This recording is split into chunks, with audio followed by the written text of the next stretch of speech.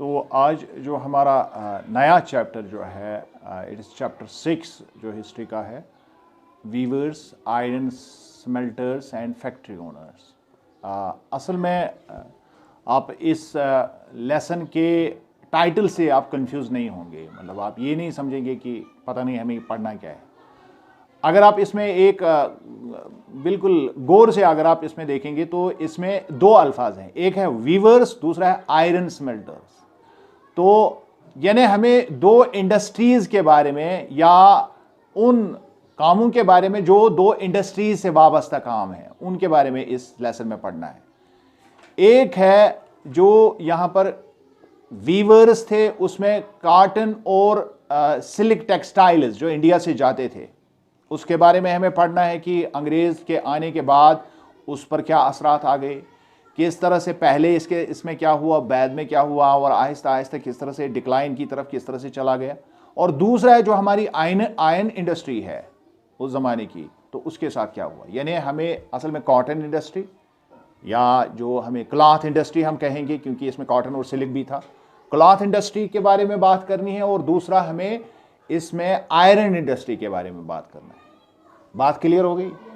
तो इसमें हमें देखना है कि जब अंग्रेज यहाँ आए तो किस तरह से आए और उन्होंने क्या किया, इन इंडस्ट्रीज के साथ क्या हुआ, और लेटर ऑन जब यूरोप में तब्दीली आ गई, जब वहाँ इंडस्ट्रियल रेवोल्यूशन आया, तो इंडस्ट्रियल रेवोल्यूशन की वजह से इन इंडस्ट्रीज के साथ इंडिया में क्या हुआ। तो टाइटल समझ आया, बात समझ आई, हमें पढ़ना क्या है। अगर ये चीज़ क्लियर होती है, मैंने ये बारहा आपको समझाया कि अगर आपको टाइटल समझ में आ गया फिर सारी बातें इसका एक मतलब बनता है। लेकिन अगर आपको टाइटल भी पहले समझ में नहीं आ रहा है तो फिर बात कहीं से कहीं चली जाती है। पक्षी काले पेटिया था, इसका काले पेट का सुन। तो इस चैप्टर में हमें यही पढ़ना है कि जो यहाँ क्राफ्ट्स थे, जो यहाँ आर्टिसंस थे इन इंडस्ट्रीज के, ब्रिटिश रूल ने इन दो इंडस्ट्रीज को मेनली फोकस किया यहाँ इंडिया में। क्लियर बात समझ रहे हैं? और इसमें यही एक टेक्सटाइल इंडस्ट्री हमारी थी या क्लॉथ इंडस्ट्री हमारी थी और दूसरा आयरन एंड स्टील इंडस्ट्री हमारी थी। और दोनों इंडस्ट्रीज जो है ये काफ़ी क्रूशियल थे। ये इंडस्ट्रियल रेवोल्यूशन के एतबार से भी इंडिया में काफ़ी अहम साबित हो गए। लेटर ऑन जो हमारा इंडस्ट्रियल रेवोल्यूशन के साथ हमारा ताल्लुक बन गया वो भी इसी वजह से बना। तो अब हम उसी के बारे में पढ़ने की कोशिश करेंगे। और जब प्रोडक्शन शुरू हो गई, मैकेनाइज्ड प्रोडक्शन जिसको हम पावर लूम कहते हैं, या जब इंडस्ट्रियल रेवोल्यूशन हो गया, तो उससे हमारी इंडियन इंडस्ट्रीज का जो हमारी पुरानी साबका इंडस्ट्रीज यहां पर थी उनके साथ क्या हुआ। और फिर 19वीं सेंचुरी के आसपास जो आयरन एंड स्टील इंडस्ट्री जो है, जो 1850 के आसपास जो यूरोप में उभर रही थी, उनका क्या असर हमारी इंडस्ट्रीज पर रहा। और जो हमारे यहाँ पर जो वर्कशॉप है वो किस तरह कोलैप्स हो गए और पूरी दुनिया का वर्कशॉप जो है ब्रिटेन बन गया। And that was known as in 19th century it was known as workshop of the world। जब हम देखते हैं, जब हमने तारीख अपनी शुरू की, ईस्ट इंडिया कंपनी क्यों आई यहाँ? क्योंकि यहाँ पर कारोबार बहुत अच्छा था। यहाँ की हर चीज़ जो है यूरोप में उसकी ज़बरदस्त डिमांड, और हमने उसमें दो चीज़ें बहुत इंपॉर्टेंट की, एक यहाँ के स्पाइसेस जाते, दूसरे टेक्सटाइल्स, इसके बारे में हमने पढ़ा। तो ये सारी चीज़ें जो है क्यों उल्टा क्यों हो गया, उसकी वजह थी कि जब यहाँ यूरोप ने अपने पंजे गाड़ दिए तो ईस्ट इंडिया कंपनी किस तरह से हमें हर तरह से लूटा। और उसके बाद जब वहाँ इंडस्ट्रियल रेवोल्यूशन आया तो उस वक्त हमारे साथ क्या हुआ वो एक अलग कहानी है। यही हम इसमें कोशिश करेंगे उसको पढ़ने की। तो सबसे पहला जो इसमें आपका टाइटल आपकी बुक में आपको मिलेगा, that is Indian textiles and the world market. यानी तारीखी एतबार से पूरी दुनिया में इंडिया के टेक्सटाइल्स की धाक बैठी हुई थी। पहले हम इसी को ले लेंगे, टेक्सटाइल इंडस्ट्री को। तो दूसरी सिटिंग में हम देखेंगे आयरन स्मेल्टर्स के साथ, यानी आयरन इंडस्ट्री को हम दूसरी सिटिंग में देखेंगे। पहले सिटिंग में हम इसी को टेक्सटाइल को कोशिश करेंगे इसको समझने की। सो अराउंड 1750 यानी ये 1757 से पहले की बात है, यानी उससे 7 साल पहले की बात है। किससे 7 साल पहले की बात है? प्लासी की लड़ाई की। मैं बार बार ये रेफरेंस पॉइंट हमेशा याद रखिए, प्लासी की लड़ाई और 1857 का रेवोल्यूशन और 1947, इनको याद रखिए। 1757, 1700 और 1857 और 1947, इनको आप हमेशा याद रखिए हिस्ट्री में। और हमेशा इसी तनाजुर में देखने की कोशिश की। जब भी आप किसी सन को देखेंगे, आप देखेंगे क्या ये 1757 से लेके 1857 के बीच है, या ये 1857 के बाद 1947 के बीच है। अगर आप इस तरह देखना शुरू कर देंगे तो आपको हिस्ट्री समझनी आसान हो जाएगी, या आपको आगे चलकर ये पॉइंट्स आपको बहुत मदद करेंगे। तो ये 1750 की बात है। रेफरेंस पॉइंट हमारा क्या है? इंडिया की जो इस्तेमारी कोतें यहां पर जो कॉलोनाइजेशन हो गई वो 1757 में हो गई, शुरू हो गई 1757 में। तो ये कब की बात है? 1750 की बात है। पहले वाली बात है या बाद की बात है? ये पहले वाली बात है, उससे 7 साल पहले, यानी एक डेकेड पहले की हम बात कर रहे हैं कि दुनिया में सबसे लार्जेस्ट प्रोड्यूसर जो कॉटन टेक्सटाइल का था, और ये टेक्सटाइल पूरी दुनिया में अपने क्वालिटी और एक्सक्विजिट क्राफ्ट्समैनशिप के लिए मशहूर था। क्लियर हो गई बात? ये हम 1757 से पहले की बात कर रहे हैं। और पूरी दुनिया में हमारा ट्रेड था, साउथ ईस्ट एशिया के साथ था, जावा, सुमाट्रा और पेनांग। ये इलाके जो है इनको मैं मैप तो मैं आपको बार बार कहता हूं, यहां पर मैप मैंने चश्मा भी कर दिया है, तो इनको मैं बाद में आपको लोकेट करके भी बताऊंगा कि ये कहां पर है, इनके बारे में बात होगी इंशाल्लाह। And west and central Asia, ये सारे इलाके के साथ। और जब हम देखते हैं वेस्ट के साथ और सेंट्रल एशिया के साथ, इसमें वेस्ट इस वजह से हम इस्तेमाल करते हैं क्योंकि वास्को डा गामा ने जो हमारे यहां रूट, सी रूट हासिल किया था, उसकी वजह से वेस्ट यहां आया। उसके पहले जो है मिडिल ईस्ट से यहां जो मुसलमान सौदागर आते थे, वही यहां से बहुत सारी चीजें लेते थे। और उससे आपको लेटर ऑन आपको यहां पर एक कॉन्सेप्ट भी पढ़ना पड़ेगा कि चीजों की भी अपनी कहानी होती है, वो भी आप इसमें देखेंगे। और यूरोपियन ट्रेडिंग कंपनीज ने इंडियन टेक्सटाइल को हमेशा यहां से खरीदा और यूरोप में बड़े दामों उसको बेचते थे। तो ये हो गई कि इंडियन टेक्सटाइल 1750 के आसपास क्या हो रहा था। अब ये बात आपको याद रखनी चाहिए कि ये जो अल्फाज हैं टेक्सटाइल्स के लिए, जो अल्फाज इस्तेमाल किए जाते हैं, क्यों इस्तेमाल किए जाते हैं? जब यूरोपियन ट्रेडर्स पहली बार इंडिया आए, जब उन्होंने कॉटन क्लॉथ देखा, वो उन्होंने अरब मर्चेंट से खरीदा। किन से खरीदा? और इराक के, आजकल के इराक के शहरों में एक मशहूर शहर उस जमाने का था जिसमें तिजारत बहुत जबरदस्त होती थी, उसका नाम मोसुल था। ये मोसुल शहर आज भी मौजूद है। इस मोसुल शहर में काफी ज्यादा उस जमाने में क्या होती थी? तिजारत होती थी। अरब लोग यहां से अपनी तिजारत का माल लेते थे और मोसुल में बेचते थे यूरोपियंस को। किनको? क्योंकि यूरोपियंस को उस वक्त तक इंडिया के साथ कोई कनेक्शन नहीं था। और उसके बाद जब पोर्चुगीज आ गए, जब वास्को डा गामा यहां पर आ गया, तो he came here in search of spices और एंड कॉटन टेक्सटाइल्स, क्योंकि ये चीजें मोसुल में बड़े दामों में बिकती थी। और उसने जब वो वापस गया तो उसने बहुत यहां से जो कॉटन लिया, ये कालीकट का इलाका है जो वेस्ट कोस्ट पर, इंडिया के वेस्ट कोस्ट पर आता है। इसका आज का जो कालीकट नाम है, तो वहां पर इसने कैलिको खरीदा। ये क्यों, इसको कैलिको इन्होंने क्यों कहा? जब हम इंडिया की बात करते हैं तो यहां के अल्फाजों के साथ जब वो किसी चीज को, किसी इलाके को किसी के साथ मुंसलिक करते हैं, तो यूरोपियन उसको अपने हिसाब से बोलते हैं। तो वो कोई चीज अगर इंडिया से खरीदते तो वो इंडो या इंडियन इसको कहते थे। समझ रहे हैं? जैसे आज भी हम कहते हैं इंडो चाइनीज रिलेशंस, तो ये इंडो यानी हिंदुस्तानी और चाइना के रिलेशन। जिस चीज के साथ वो ओ या ईएन का लफ्ज इस्तेमाल करते थे, तो इसका मतलब होता था ये वहां से हमने लाया। अब कालीकट से लाया तो इन्होंने उसको कालिको कहा। क्या कहा?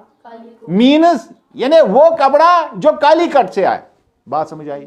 असल में कपड़े का उसका कोई मतलब नहीं है, ये कपड़े का नाम नहीं था, ये उस जगह का नाम था। यानी उस जगह की हिस्ट्री बताई जा रही है कि ये कपड़ा कहां से रहा है। तो जो कपड़ा पोर्चुगीज सेलर्स ने यहां से लिया, वो उसको कालीको कहते थे। क्यों? क्योंकि उन्होंने कालीकट से लिया, वेस्ट कोस्ट से। बात समझ रहे हैं? इसका नाम कालीको पड़ा। और बहुत सारे और अल्फाज भी इसके लिए उन्होंने इस्तेमाल किए जो पॉपुलैरिटी में उस जमाने में इंडियन टेक्सटाइल्स या जो वेस्टर्न मार्केट्स में हमारे हमारे कपड़ों के बहुत सारे और भी नाम थे, तो उनका भी वो इस्तेमाल करते थे। लेकिन सारे के सारे जितने भी कपड़े उन्होंने देखे जो आला क्वालिटी के थे, तो काली को इसलिए कहलाए क्योंकि कालीकट से वो ताल्लुक रखते थे। और मुख्तलिफ वैरायटीज जो यहां से जाती थी प्रिंटेड कॉटन, उनमें से एक का नाम वो चींज कहते थे, CHINTZ। मैं आपको बताऊंगा असल में क्या था इसको। हाँ, आज हम प्रोनाउंस करते, कोई भी अगर आपको पढ़ाने वाला मिलेगा तो आप इसको, वो चींज ही पढ़ाता है। असल में इसको हम कश्मीरी में छिट बोलते हैं। क्या बोलते हैं? छिट। ये प्रिंटेड क्लॉथ होता था, तो इसको अंग्रेज, अब छींट इंडिया में बोला जाता था इसको, लेकिन अंग्रेज इसको प्रोनाउंस नहीं कर पाते तो उन्होंने चींज कहा। समझ आई बात? यानी ये भी हमारा ई वर्ड है। हम वर्ड्स की तारीफ पढ़ते हैं। यानी इंडिया का इतनी दाग बैठी हुई थी कि अल्फाज भी वो हमारे ही इस्तेमाल कर रहे थे। लेकिन यूरोपियंस ने हमेशा ये किया, एक बात उनको ईमानदारी, उन्होंने हमेशा कोई चीज कहीं से ली तो उसका उस शहर से नाम जोड़ा। बात समझ रहे हैं? क्योंकि उन्होंने मोसुल से जब इंडिया का क्लॉथ लिया तो उसको मोसलियन क्लॉथ कहते थे, वही मोसलियन मुस्लिम बना। और कालीकट से जब लिया तो उसको काली को कहा। और जो हम जिसको छिट कहते तो उन्होंने भी उसको अपने हिसाब से, हालांकि वर्ड को थोड़ा सा तब्दील किया, चिंज कहना शुरू कर दिया। और इसके अलावा एक और यहां पर जो बड़ी एक सारी जो औरतें इस्तेमाल करती थी, आज भी हम कश्मीर में उसको खासा बोलते हैं। ताकि खास जिसे कलस था वन, समझे वन। और उन्होंने, अब वो खासा प्रोनाउंस नहीं करते, उन्होंने कॉसेस उसको कहा, कॉसेस कहा। क्या कहा? है ये हमारा खासा। बात समझ रहे हैं? और इसी तरह जो है और भी अल्फाज है। बंधना, ये भी हेड गियर होता था, लेकिन उसको औरतें जो है बांध के अपने सिर के साथ बांधती थी। मार्जन विले, उसको बंधना कहते थे। क्या कहते थे? तो इन्होंने इसको भंडाना कहा। तो what is that? It is actually European style of saying the words. बात समझ रहे हैं? जब आप इनको इस तरह से समझते हैं तो ये बहुत आसान हो जाता है फिर कि ये अल्फाज हैं क्या असल में। अक्सर बेशतर क्या टीचर पढ़ना बिचारस पन पाए चीजन के, तो बच्चे बोरिंग महसूस करते। अब आपको समझ में आ गया कि चीज मतलब छिट, खासा, ये तौर फिक्री, और इसके अलावा जो है बंधना एक तरह की वो हेड गियर था, तो ये आसान हो जाता है। सो चीज is derived from the Hindi word छिट। आइए अब बात समझ, तो ये छिट से निकला है, और इसको हम कश्मीरी में भी छिट ही बोलते हैं। अच्छा, आज से वनन है ये छिटी उन फेरन बोलते हैं ना। तो ये बहुत ही फ्लोरल डिजाइन हुआ करता था, तो छींस कहलाता था, और इसी को हिंदी से लिया गया है, छिट से लिया गया है। A cloth with small and colorful flowery design, ये होता था। और अब इस कपड़े की पूरे यूरोप में दाग बैठ गई जो इंडिया से जा रहा था, और यूरोप के लोग इसको क्रेज के तौर पर पहनते थे, क्रेज के तौर पर, यानी मैचो ही है। और आपको शायद याद होगा, आपको शायद याद होगा, कश्मीर में एक प्रॉवर्ब है छिट के साथ, छम छिट क्षमा कंस। कश्मीर में एक प्रॉवर्ब है, यानी मैं छिट लागित, इसका मतलब है क्रेज। आज तक करें ये टर्म आज तक इस्तेमाल, छम छिट तो क्षमा कंस, यानी मैं छिट लागित बेचन कंस। इसका मतलब क्या है? मैं एक अमीर आदमी हूं। इट वाज एज इफ जिसको छींट जिसने लगाई होती थी यूरोप में, यह समझा जा रहा था कि ये अमीर तरीन घरों से ताल्लुक रखते हैं, और इसकी दाग बैठी, क्योंकि इसका फ्लोरल डिजाइन जो था, इसका फाइन टेक्सचर जो था, और रिलेटिवली ये चीप था, सस्ता था। मुस्लिम कपड़े से सस्ता था, जिसको मुस्लिम कहते थे, क्योंकि ये छींट जो थी ये आम तौर पर खादी के ऊपर बनाया जाता था। और बंधना जो है, ये मैंने आपको बंधना से निकला है, बैंडना है, ये उससे निकला है। It refers to a brightly coloured and printed scarf. जैसे मैंने कहा, ये प्रिंटेड स्कार्फ बंधना होता था, नेक और हेड के बीच में इसको बांधा जाता था, और इसके भी मुख्तलिफ मेथड होते थे, इस्तेमाल किए जाते थे डाई करने के, और मुख्तलिफ तरीकों से ये डाई किया जाता था। और आपके उसमें बुक में इसके डिजाइन आपको मिलेंगे, तो ये आप आराम से देख सकते हैं कि जो बंधना है ये किस तरह से होता था। तो जब यूरोपियन मार्केट में हमारी टेक्सटाइल जाती थी, तो ये बहुत इसने धूम मचाई, और इंडियन टेक्सटाइल जो है ये बहुत पॉपुलर हो गई पूरी दुनिया में। अर्ली 18th सेंचुरी में काफी ज्यादा पॉपुलर हो गई, और इस वजह से जो वूल और सिल्क मार्केट इंग्लैंड का था, वूल और सिल्क मार्केट उसको चैलेंज हो गया। हेलो बेटा, वहां पर कॉटन जो है यूरोप में, खासकर जो इलाके यूरोप वाले यहां आए हुए थे, जिनकी यहां ट्रेडिंग कंपनीज थी, वहां पर कॉटन जो है काश नहीं हो पा रही थी, क्योंकि कॉटन के लिए एक फाइन खास चीज चाहिए, एक ब्लैक सॉइल चाहिए जो हमारे सेंट्रल इंडिया में पाई जाती है, प्लेटू रीजन में, क्योंकि उसका वोल्केनिक रीजन है, और दूसरा इसका क्लाइमेट जो है उसी हिसाब से चाहिए। यूरोप का इस तरह का क्लाइमेट और ना वहां की मिट्टी इस तरह की थी, इस वजह से वहां के कपड़े दो चीजों से, दूसरे डिफरेंट दो चीजों से बनती थी, वूल से बनाए जाते थे और सिल्क से बनाए जाते थे, और उनको बहुत जबरदस्त टफ कंपटीशन दिया किसके, यहां के कॉटन ने, यहां के, बात समझ रहे हैं, केमा गसन कालपेट, बात समझ रहे हैं आराम से। उसी तरह जिस तरह आपने पिछले वाले लेसन में कहा था सर अच्छी तरह से समझ आ रहा है, उसी तरह से समझ आ रहा है। अगर आपको उसी तरह से समझ आ रहा है तो मैं आगे चलूंगा, वरना मैं ब्रेक लूंगा। Okay thanks. तो अब उन्होंने इसके खिलाफ आवाज उठानी शुरू की, जो वहां के टेक्सटाइल ओनर्स थे या वहां के जो टेक्सटाइल जो बनाने वाले लोग थे, उन्होंने इंडिया के टेक्सटाइल, कॉटन टेक्सटाइल के खिलाफ आवाज उठाई। यार हमारा तो कारोबार ठप हो गया इंडिया की टेक्सटाइल से। और 1720 में ब्रिटिश गवर्नमेंट ने एक लेजिस्लेशन इनैक्ट किया, banning the use of printed cloth, that is छिट। हेलो, आसान नहीं है। यानी मगरिब वाले इतने परेशान हो गए हमारे कॉटन से, छिट पर 1720 में पाबंदी लगा दी गई, कोई नहीं पहनेगा। अब देखिए वारिस समझो का अपने इलाके के लोगों की खातिर वो क्या कर रहे थे, और यहां के हमारे राजा महाराजा हमारे साथ क्या, वो हमें बेच के खा रहे थे। This is the difference. हम यूरोप को हमेशा गालियां देते हैं, गालियां देनी पड़ेगी तो हमें किनको गालियां देनी है, अपने लोगों की, जो हमेशा हमारे साथ, जिन्होंने हमेशा ज्यादती की। ये ऐसे ही नहीं कोई वहां से कौम आ गई तो हमारे ऊपर मुसलत हो गई, इसके पीछे कारण होता है।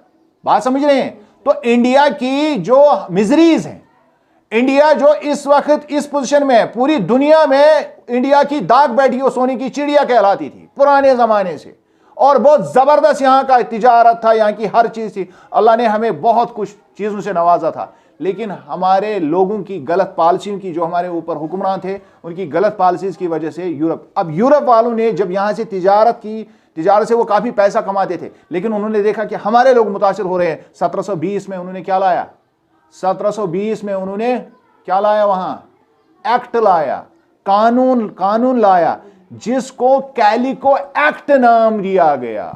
बात समझिए मेरी, पहले लिखने ब्रोट ये पॉइंट करियो बिल्कुल नोट।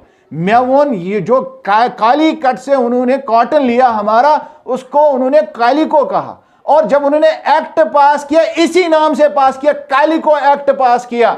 मतलब जो भी इंडिया से कॉटन, इसका मतलब क्लियर था, जो भी इंडिया से कॉटन आएगा वो बैन है यहां पर। यह 1720 की बात है, जब अभी प्लासी की लड़ाई शुरू नहीं हुई, अभी अंग्रेजों ने हमारे ऊपर हुकूमत नहीं की थी, अभी ईस्ट इंडिया कंपनी यहां पर अपने पांव जमा नहीं पाई थी। यह 1720 की बात है, जब अंग्रेजों को लगा कि हमारे साथ यह गड़बड़ हो रही है, तो उन्होंने अपने लोगों की बीच बचाव के लिए कैलिको एक्ट लाया 1720 में। यह इंग्लैंड में पास हुआ। बात कच्चा समझो, ये बड़ा ही अहम मसला है। इन बातों को अगर हम समझेंगे नहीं इस तरह से, तो हम हिस्ट्री को, जिसको हम कहते हैं कि बेसिकली हम समझते ही नहीं है। फिर हिस्ट्री पढ़ने का मतलब ही यही होता है। और इंग्लैंड में जो टेक्सटाइल इंडस्ट्री जो है, वो हाल फिलहाल में ही इसने मार्केट देखी थी, और मार्केट में इसको बड़ा ही इंडियन टेक्सटाइल से काफ़ी ज़्यादा जो है परेशानी हो रही थी। लिहाजा उन्होंने इंडिया को प्रिवेंट करने के लिए, इंडियन टेक्सटाइल को मार्केट में आने के लिए ये काम किया। और कैलिको प्रिंटिंग इंडस्ट्री जो है, ये सेटअप की गई गवर्नमेंट प्रोटेक्शन के अंडर। बात सुनिए आप, यानी जो छिट यहां से जा रही थी, उन्होंने, अंग्रेजों ने अपने कारखाने वहां लगाए और हमारी इमिटेशन शुरू की। या वन नकली बनावन, तिमो बनो सो कहते कहां, यूरोप में ही। उन्होंने कहा यहां से आप नहीं खरीदेंगे, लेकिन क्रेज है ना, लोग पहन रहे हैं, लोग डिमांड कर रहे हैं। अब उन्होंने वहां अपने कारखाने लगाए जो हमारे डिजाइनों की नकल कर रहे थे, यथ वन डुप्लीकेट बनाओ, फेक उन्होंने बनाया, सेकंड कॉपी उसकी बनाई। बात समझ रहे हैं? आजकल की नई टर्मिनोलॉजी में हम ये कहेंगे ऐसे वन यहां से कॉपी है, यानी ये ओरिजिनल नहीं है बल्कि उसी जैसा है, एग्जैक्टली वही है, उसी तरह एग्जैक्ट है, लेकिन वो नहीं है। इसमें एक ही बात होती थी, हर चीज वो वैसे ही दिखती थी, लेकिन वो इंडिया से नहीं होता था। ये उन्होंने वहां कर दिया। ये अंग्रेजों ने ही दुनिया को सिखाया फेक बनाना। आज वो कहते हैं कि हम आपके यहाँ ये है वो है, जो भी दुनिया में जो भी मिजरीज हैं अभी तक, उस सब की जिम्मेदारी यूरोप की है। किसकी? उन्होंने ड्रेन किया पूरे एशिया के कंट्रीज को, पूरे दुनिया की कंट्रीज को उन्होंने ड्रेन कर दिया। और जो डिजाइनर्स थे दे वर इमिटेटेड, इंग्लैंड ने उसको इमिटेट किया, और मुस्लिम पर जहां से वाइट मुस्लिम लिया जाता था, ये वहां से लाते थे, जो मोसुल से लाते थे वो, तो मुस्लिम वाइट मुस्लिम पर आप खुद से प्रिंट बनाते थे और उसी को वो इंडियन शीट के बदले भेजा जाता था। फिर 1764 की बात आती है। अब ये कौन सा टाइम है? ये 1757 के बाद की बात है। बात समझ आई भैया? इशू से हम रिलेट करें हुआ ना। इसकी वजह यही है कि आपको अच्छी तरह से हिस्ट्री को पैकेट्स में देखना होता है कि किस पैकेट में क्या हो रहा है और उस वक्त असल में हालात क्या थे। अगर आपकी नजर उस पर नहीं रहेगी, उस चीज पर नहीं रहेगी जिस चीज पर आपकी नजर होनी चाहिए, तो असल पॉइंट आपको मिस हो जाएगा। 1764 में स्पिनिंग जिनी इन्वेंट की गई और ये जॉन के ने इसका डिजाइन बनाया। हालांकि स्पिनिंग जिनी का असल में मौजूद कोई और है, लेकिन जो डिजाइन जब इसको किया गया तो जॉन के ने, और इसको आप गूगल करेंगे कि असल में स्पिनिंग जिनी किसने बनाई, आप कंफ्यूज नहीं होंगे। ये स्पिनिंग जिनी का डिजाइनर जो था ये असल में जॉन के ही था, और बाद में जिसने उसको असल में मॉडिफाइड एक मशीन के तौर पर लाया वो कोई और है, इसको आप गूगल करेंगे अभी। और इसी तरह रिचर्ड आर्कराइट जो है 1786 में उसने स्टीम इंजन, हमें पता है जेम्स वाट ने किया है, लेकिन उसने इसको मॉडल के तौर पर बनाया था। तो ये जो आपको कंफ्यूजिंग लग रहे हैं ये, इनको आप गूगल करके अच्छी तरह से देखेंगे और बाद में हम ऑफ द स्क्रीन इस पर बात करेंगे, मैं आपको अच्छी तरह से समझाऊंगा। फिलहाल आप यहाँ पर इसी पर इक्तिफा करेंगे, क्योंकि अगर हम इसमें दूसरी बात शुरू कर देंगे तो ये चैप्टर से हटकर बात होगी और ये चैप्टर भी लंबा हो जाएगा। तो उन्होंने वहां पर, अब साइंटिफिक वहां पर रेवोल्यूशन आ रहा था, तो उन्होंने दो नई चीजें दरियाफ्त कर दी। अब स्प्रिंग जिनी क्या होती है? युस यंदर प्रोनोस आसन जो स्पेंडल हुआ करता था, उसमें एक आदमी काम करता था। क्या करता था? एक आदमी। लेकिन ये स्पिनिंग ये जो स्पिनिंग जिनी ऐसी बनाई गई कि एक आदमी घुमाएगा, नीचे 10-15 आदमी जो है सूत काट सकते हैं एक ही के घुमाने से। बात समझ रहे हैं? इसमें बड़ा ही यानी नए अंदाज से इन्होंने ये कर दिया। और जो इंडियन टेक्सटाइल जो है इसको डोमिनेट किया गया वर्ल्ड ट्रेड में till the end of the 18th century. अब उन्होंने इसका निकाला तोड़, जो हमारी दाग बैठी हुई हमारी चीजों की, तो अब 18th सेंचुरी के एंड तक जो है उनकी, अब हम पढ़ रहे हैं 1764 में ये हुआ, तो जब ये 18वीं सदी एंड हो गई 1799 और 1800 तक जब पहुंची तारीख, तो ये जो है उस वक्त तक पूरी दुनिया में अब हमारा नाम जो है आहिस्ता आहिस्ता ये काम, और यूरोपियन कंपनीज जो थे अब ये कॉटन और सिल्क को यहां से रॉ मटेरियल खरीद रहे थे और इसका जो मटेरियल वहां से फिनिश्ड गुड्स अब वहां से शुरू कर दिए, वहां से लाने। यानी अब उल्टा हो गया, पहले यहां से जाते थे वहां से आने शुरू हो गए। You got it? आपको बात समझ आ रही मेरी? तो अब क्या हुआ उसके बाद? अब जब ये हुआ, ये में उल्ट गो, हेलो बेटा, ये में उल्ट गो, यम ये कारीगर आसन तिमन क्या गए, तिमन यह फायदे कि नुकसान, यानी उनका काम तो गया। बात समझ रहे हैं? यही मैंने आपको इंट्रोडक्शन में बताया कि हम देखेंगे क्या हुआ, हमारे साथ क्या हुआ, और इसको समझना बहुत ही इंपॉर्टेंट होता है। इन बातों को समझना बहुत इंपॉर्टेंट। हमारे वीवर्स जो थे वो मुख्तलिफ कम्युनिटीज से ये पुश्त दर पुश्त ये काम करते थे, इनहेरिटेड ये होता था। वीविंग स्किल्स वो पास ऑन करते थे अपने बच्चों में, यानी मोल ओस आसन वीवर सोच ये कार हावन कमिस, और जनरेशन तक ये काम करते थे, और इस वजह से वो लोग बहुत जबरदस्त माहिर थे। मोल ओस आसन कारीगर, पतो नीचे सो बचपन पे यही हेचान, इतने बड़े कारीगर इंडिया ने स्पेशलाइज्ड कारीगर बनाए थे कि इनकी मिसाल दुनिया में कहीं नहीं। फकीदुल मिसाल जिसको हम उर्दू में प्रॉपर उर्दू टर्मिनोलॉजी में कह सकते हैं। और ये कम्युनिटीज जो थे वीविंग कम्युनिटीज, ये मशहूर थी पूरी दुनिया में। और इनमें एक कौम थी तांती वीवर्स, ये बंगाल में हुआ करते थे। तांती बंगाल में होते थे। यमन तांती वन क्या वन, यम बंगालस मज वीविंग कर वोड कशिर पे तिमन तांती वन। और जुल्हाज जो और मूमिन ये नॉर्थ इंडिया में थे। दो और कम्युनिटीज, एक तांती हमने कहा ये बंगाल में थे, और जुल्हाज और मूमिन ये नॉर्थ इंडिया में थे।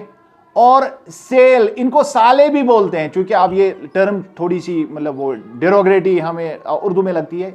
इसकी प्रोनाउंसिएशन मैं सेल इसलिए कहता हूं क्योंकि ये बड़ी डेरोग्रेटिव टर्म है, इसको साले भी प्रोनाउंस किया जाता है। लेकिन और एक और इनके साथ उनका नाम था के कोलर ये, और एक और कौम उनको दिवांजिस कहते थे। ये दिवांजिस, के कोलर और सेल जो ये साउथ इंडिया में थे। यम कमन ही नाव, यम वीवरन हज जात जो मुख्तलिफ इलाकों में काम करते थे, वो वडीम हिंदुस्तान मज। और spinning is the first stage of production wire चरखा एंड द तकली वायर यूज। यहां पर जब इंडिया में इसको इस्तेमाल किया, इसको बनाया जाता था, तो हम दो चीजें इसमें इस्तेमाल करते थे। स्पिनिंग के लिए हम यंत्र का इस्तेमाल करते थे जिसको हम स्पिंडल कहते हैं, और दूसरा होता था जिसको हम उर्दू में या हिंदी में चरखा जिसको कहते हैं, और तकली होती थी। आपने देखी है ना, हाँ, बिरबतन छा ना, उसमें बिरबतन टॉप जिसको हम कहते हैं, लट्टू जिसको हम उर्दू में कहते हैं। लेकिन ये बड़ा होता था, एक लट्टू ही होता था, लेकिन उसकी जो है लट अब सुन वन क्या उसको तकली बोलते थे। क्या बोलते थे? तकली। तो यंदर तो बे अब सुन इस्तेमाल कर कम खतर धागा बुनने के लिए, धागा बनाने के लिए, पन बनाने खतर। ठीक। और उसके बाद ये जो थ्रेड जो था, इसको वीविंग के लिए भेजा जाता था, और इसको रोल करके तकली पर रोल करके, यानी अबसई थी गसन हो तैयार। इसको फिर इस थ्रेड को फिर वो किया जाता था, इसको फिर वो वीवर्स के पास भेजा जाता था, और फिर वो वीवर इसको क्लॉथ में तब्दील करते थे।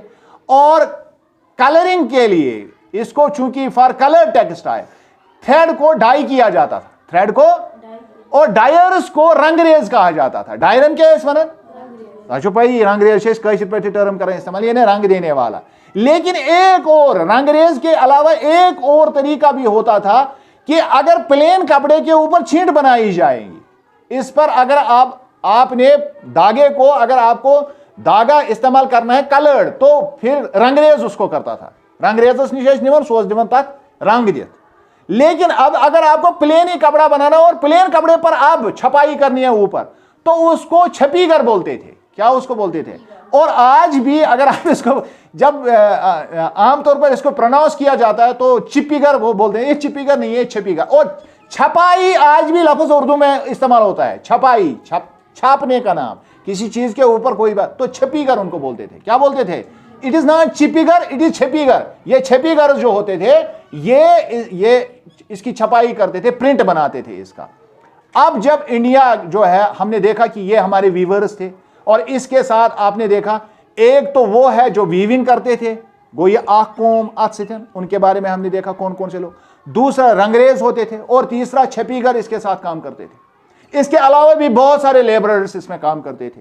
अब जब इंडियन टेक्सटाइल को डिक्लाइन हो गया 1720 में, ये वहां पर मसला हो गया, और यूरोप से हमारा जो है तिजारत कम हो गई, तो फिर दो बातें आपको याद रखनी है कि ब्रिटेन में जब कॉटन इंडस्ट्री डेवलप हो गई, उसने इंडिया के टेक्सटाइल पर दो तरह से प्रभाव डाला, दो तरह से उसको बर्बाद किया।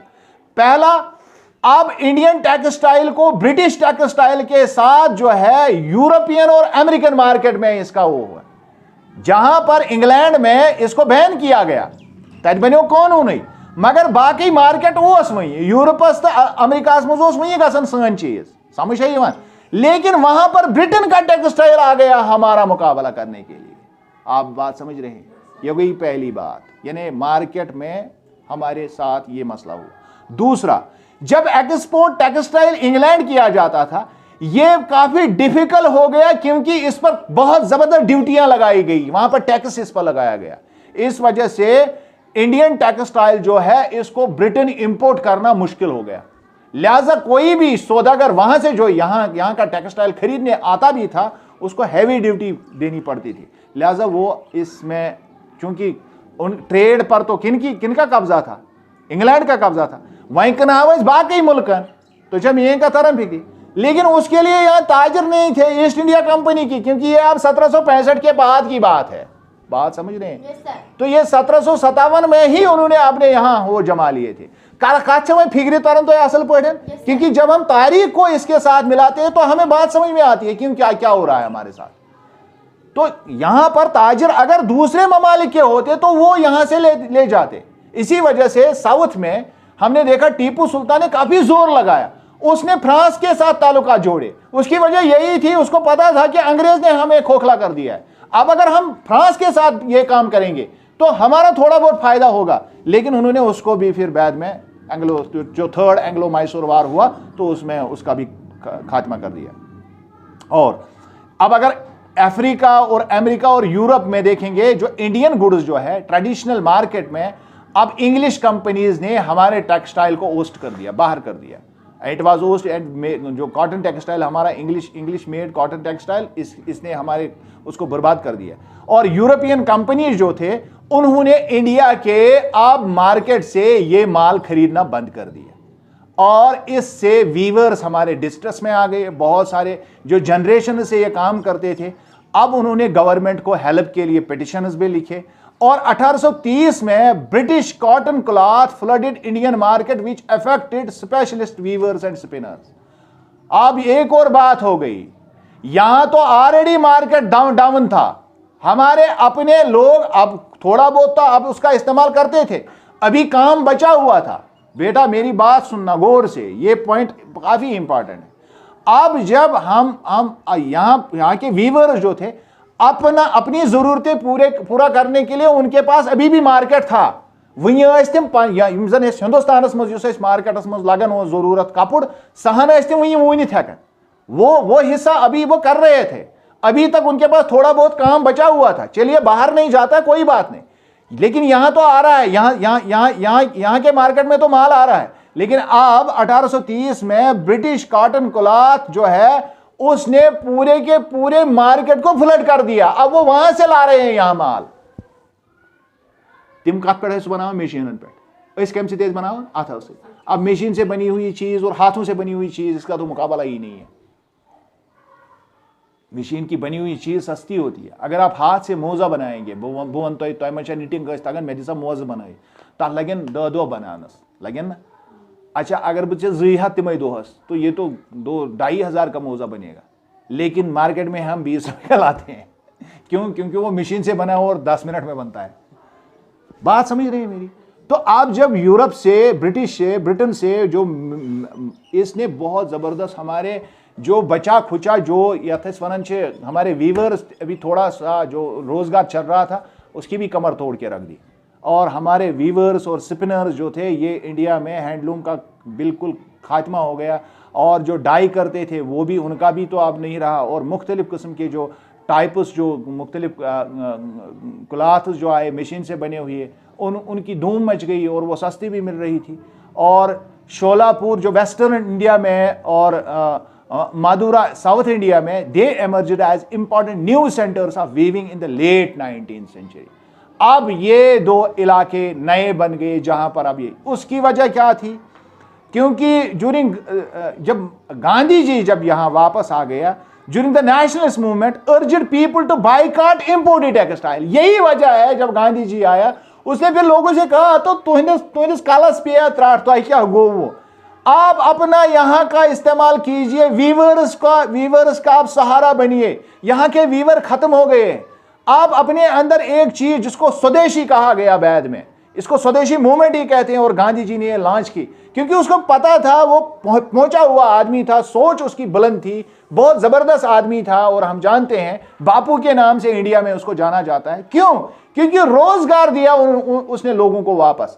और आप जानते हैं कि लेटर ऑन जो चरखा जो है, जो आज हमारा जो नेशनल फ्लैग है, उसके बीच में जो व्हील है, आपको ये याद होना चाहिए कि आजादी से पहले उसमें व्हील नहीं था, उसमें चरखा होता था। वहां पर इंद्रवस्था था असल मंजर। गांधी जी ने वो अलामत उसमें डाल दी और लोगों को कहा कि चरखा जो है ये हमारी मीरास है, विरासत है, इसी से हमारा सब कुछ चलता है। उसने लोगों को कहा कि आप ये चीज जो है आप इसको अपने ट्राई कलर में इसको और हर जगह जहां वो बैठते थे वहां चरखा काटते थे और लोगों को ये समझाते थे कि देखो बेटा, आपको अगर इंडिया में रहना है तो अपनी इंडस्ट्रीज की तरफ ध्यान देना होगा। वो इंडस्ट्री जो हमारी यहाँ की है, आप बाहर से कपड़ा मंगाते हो और उसको पहनते हो। तो इसी वजह से उन्होंने खादी का इस्तेमाल यहाँ शुरू किया और उस वजह से शोलापुर और वेस्टर्न इंडिया और साउथ इंडिया में मादुरा जो इलाका है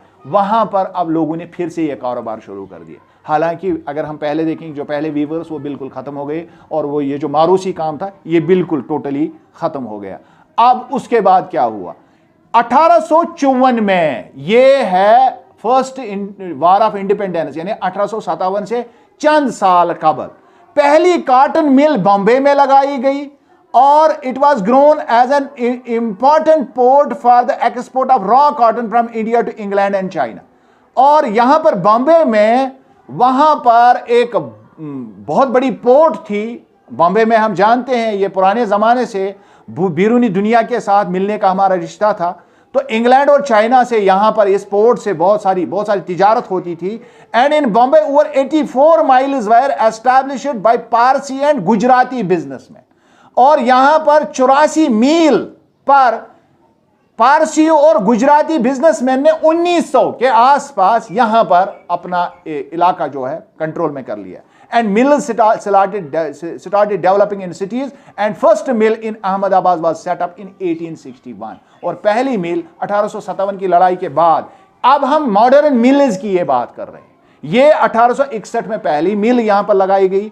और कॉटन मिल्स जो है इनमें काफी ज्यादा लेबर की डिमांड होती थी और पुअर पीजेंट्स और आर्टिसंस और एग्रीकल्चर लेबर जो है उन्होंने इन मिलों में काम करना शुरू कर दिया। और जो टेक्सटाइल फैक्ट्री इंडिया की जो है इसको भी काफी ज्यादा मुश्किलात का सामना करना पड़ा क्योंकि गवर्नमेंट अंग्रेजों की थी और उनको लगा कि अब यहां पर अगर इंडस्ट्रियल रेवोल्यूशन आया तो हमारी इंडस्ट्रीज तो मर गई। और पहले उन्होंने यहाँ के वीवर्स के साथ किया, अब वही उन्होंने यहाँ के टेक्सटाइल इंडस्ट्रीज के साथ वही काम करना शुरू कर दिया।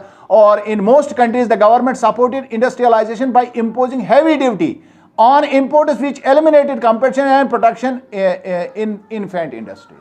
और हर जगह पर जितने भी अब ममालिक हो रहे थे उन्होंने क्या किया कि अपनी इंडस्ट्रीज को उन्होंने ज्यादा बूस्ट देना शुरू कर दिया और उन्होंने जो बाहर से आने वाला माल था उस पर ड्यूटीज लगाई। लेकिन इंडिया में हमारी हुकूमत नहीं थी। इंडिया में किन की हुकूमत थी? अंग्रेज। तो उन्होंने हमारी कंपनी के ऊपर ड्यूटीज लगाई। यहां उल्टा हो गया, पूरी दुनिया दूसरा काम कर रही है और हमारे साथ उल्टा काम हो रहा है। लेकिन इनको बाद में थोड़ी बहुत इनको हमारी कंपनीज को जो यहां पर गुजरातियों और पारसियों ने जो लगाई, उन्होंने जो इंडस्ट्रीज यहां पर लगाई, उन इंडस्ट्रीज को थोड़ा सा डेवलपमेंट में, तरक्की में उनको मौका मिला उस वक्त। और इनकी प्रोडक्शन में बहुत तेजी आई जब पहली आलमगीर जंग हुई, फर्स्ट वर्ल्ड वार। क्यों? क्योंकि फर्स्ट वर्ल्ड वार में काफी ज्यादा ब्रिटेन मुतासिर हुआ और उसकी वजह से वहां पर अब यह काम नहीं हो पा रहा था। तो ब्रिटेन जो है उसकी कॉटन टेक्सटाइल जो है जंग की वजह से मुतासिर हो गई और उन्होंने इंडिया में इन्हीं कंपनीज के जरिए से क्लॉथ जो है मिलिट्री सप्लाई के लिए बनाना शुरू कर दिया और हमारी कॉटन टेक्सटाइल इंडस्ट्री जो है इसमें बूस्ट आ गया। और इस तरह से ये हमारी जो है कॉटन टेक्सटाइल इंडस्ट्री की कहानी है। और जब जो हम अगला सेशन करने जा रहे हैं वो है आयरन इंडस्ट्री के साथ हमारे क्या हुआ। Thanks a lot. थोड़ा सा वीडियो बड़ा है लेकिन काफी डिटेल्ड है, आप इसको एक मरतबा फिर देखें तो आपको ये सारा कॉन्सेप्ट क्लियर हो जाए।